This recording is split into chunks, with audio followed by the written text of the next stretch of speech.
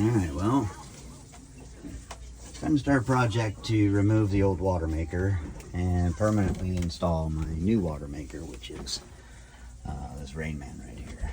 So this is the old one.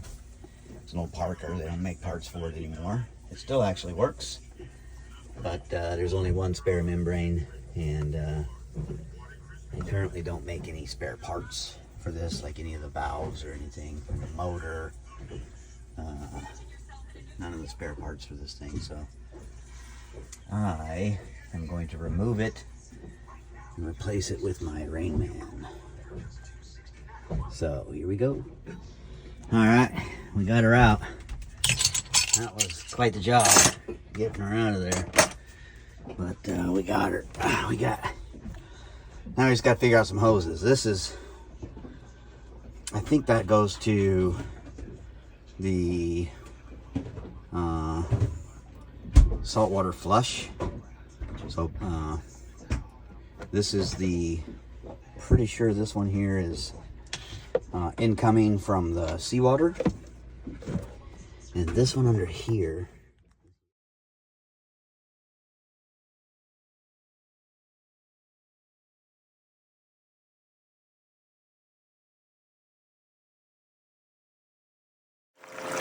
Alright, 4 days later, but we are making water.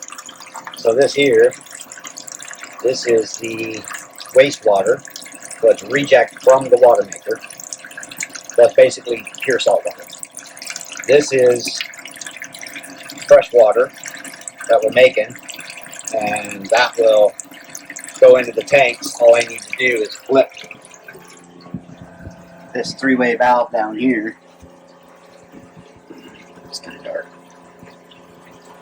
This three-way valve right here.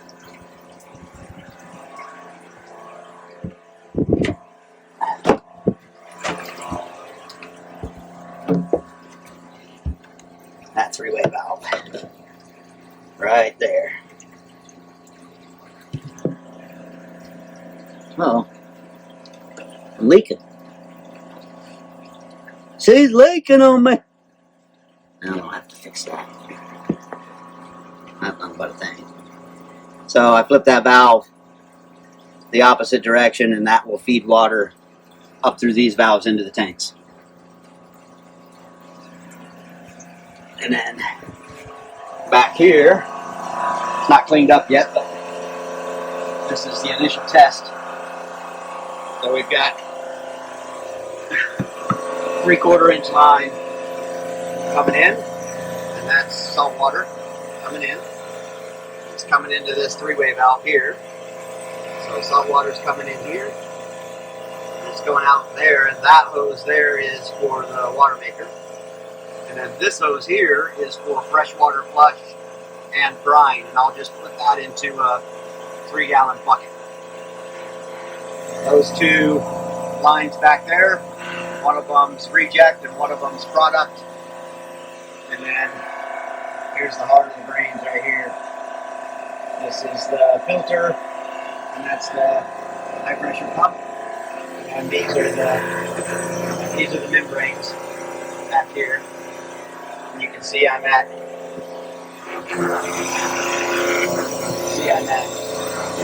just about in the green, and we're at just about 30 gallons a minute.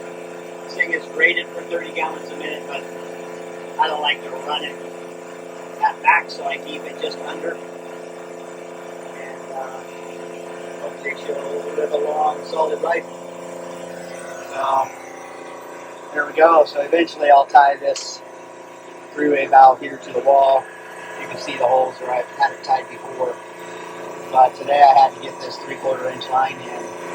We had 1/2 inch lines coming in, but I was captating the pump with those, so we put the 3/4 inch line in, which, if anybody knows boats, running that 3/4 inch line down through here, through the closet, past the bulkhead, and into the bathroom was a bit of a nightmare.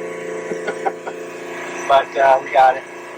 And yeah, man, we're making water. So there's the story.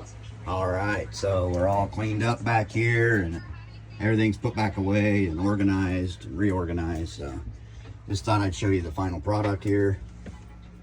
Again, this is the high pressure pump setup with the filter. Down here I've got the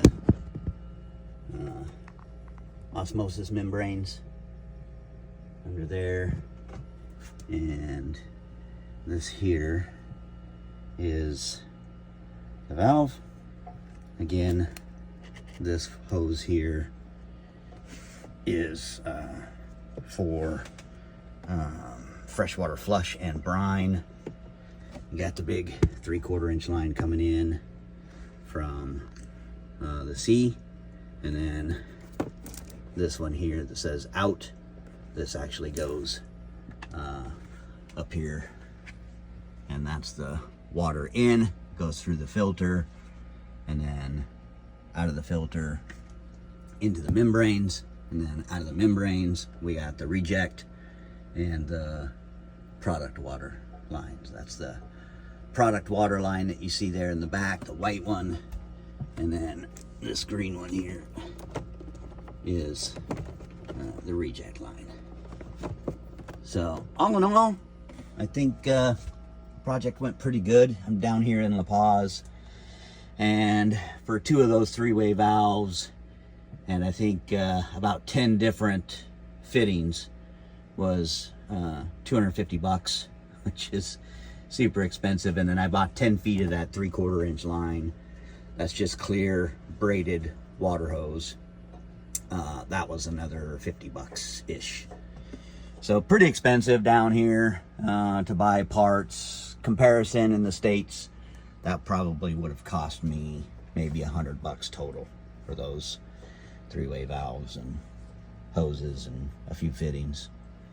But yeah, all in all, the project went pretty good. It took 4 days just because it's hot here. It's up into the 90s, and walking around to get all these parts is a lot of walking. I think the first day when I went and got all the parts, it was somewhere near 5 miles in 90-degree weather. So I took my time with it, and part of the other reason it took 4 days is because the first day when I hooked everything up, I was cavitating the pump. Then I had to troubleshoot that, which means I had to take out the first filter and put that 3/4 inch line in to remove any restrictions that would have been cavitating the pump. And that's when I went and got that 3/4 inch line, and then everything took off. So it was a bit of a, it was a decommission and remove old one. And I did get to sell that old one. The old one, I took it, there's a store here in La Paz called the Watermaker store. And that's where I got all these valves and fittings.